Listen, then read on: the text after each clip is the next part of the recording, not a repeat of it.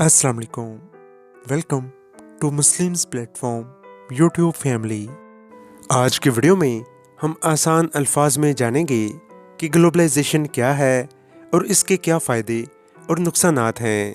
तो चलिए वीडियो का आगाज़ करते हैं। नाजरीन, ग्लोबलाइजेशन एक ऐसा सिस्टम है जिसमें हम एक जगह बैठकर पूरी दुनिया के साथ इंटरेक्शन कर सकते हैं। मसलन बिज़नेस कर सकते हैं, ट्रेड कर सकते हैं, इजीली इंपोर्ट और एक्सपोर्ट कर सकते हैं। बेसिकली ग्लोबलाइजेशन इंटीग्रेशन और इंटरेक्शन का नाम है।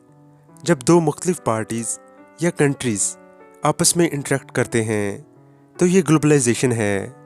वो दो पार्टीज़ मुख्तलिफ ममालिक के लोग हो सकते हैं, कंपनीज हो सकती हैं, कल्चर हो सकता है।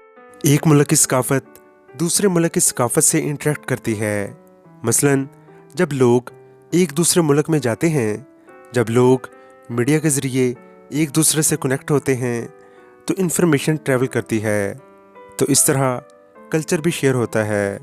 मसलन जब कोई बंदा अमेरिका में विज़िट करता है तो अमेरिका में मुख्तलिफ कल्चर के लोग पाए जाते हैं, क्योंकि वो डिफरेंट कंट्रीज से आए होते हैं।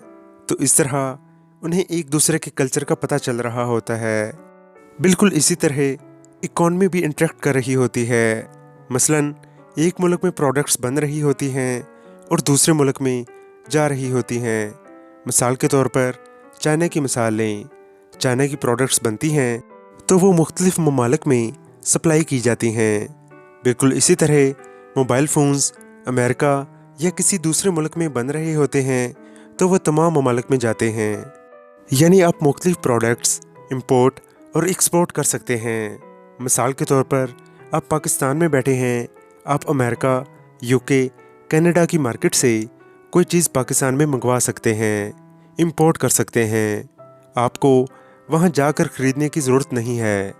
आप पाकिस्तान में बैठे हैं, आप किसी मुल्क से कोई चीज़ ख़रीद कर किसी दूसरे मुल्क में टेक्नोलॉजी की मदद से ईज़िली बेच सकते हैं। इसलिए आपको वहाँ जाकर बेचने की ज़रूरत नहीं पड़ती। That is called globalisation. Globalisation की मदद से बहुत से कंट्रीज़ अपनी इकॉनमी के अंदर, अपने लोगों की इनकम के अंदर ग्रोथ पा रहे हैं, अपनी इकॉनमी को मजबूत बना रहे हैं।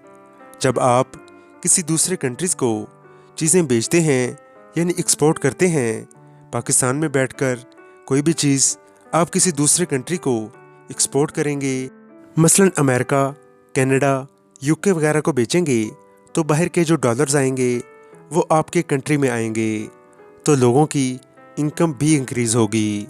तो इसी वजह से कंट्रीज़ ग्लोबलाइजेशन पर काम कर रही हैं, ग्लोबलाइजेशन के सिस्टम को आसान बना रही हैं।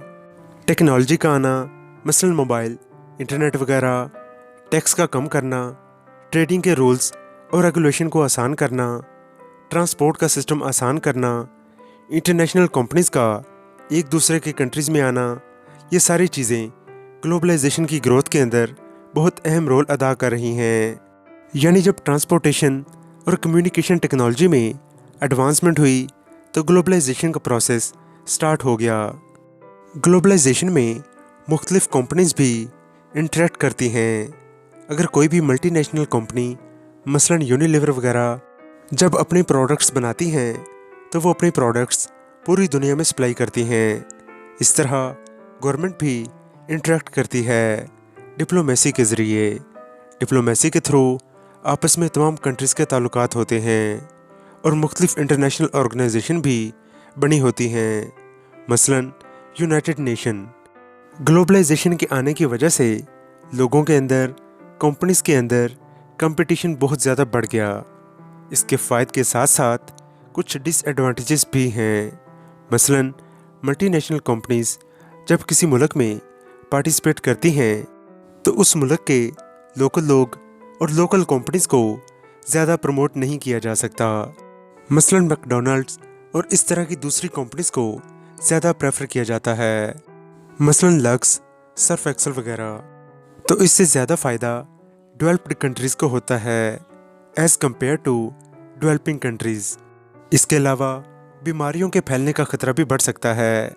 मसलन अगर कोई आदमी एक मुल्क से दूसरे मुल्क में ट्रैवल करता है तो बीमारी दूसरे मुल्क में भी जा सकती है। मसलन कोविड-19 ग्लोबलाइजेशन की वजह से ही मुख्तलिफ कंट्रीज़ में फैल गया। ये थी हमारी आज की वीडियो। हम उम्मीद करते हैं कि आपके ग्लोबलाइजेशन के हवाले से बेसिक कंसेप्ट्स क्लियर हो गए होंगे।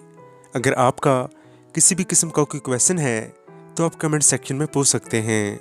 जज़ाकल्लाह।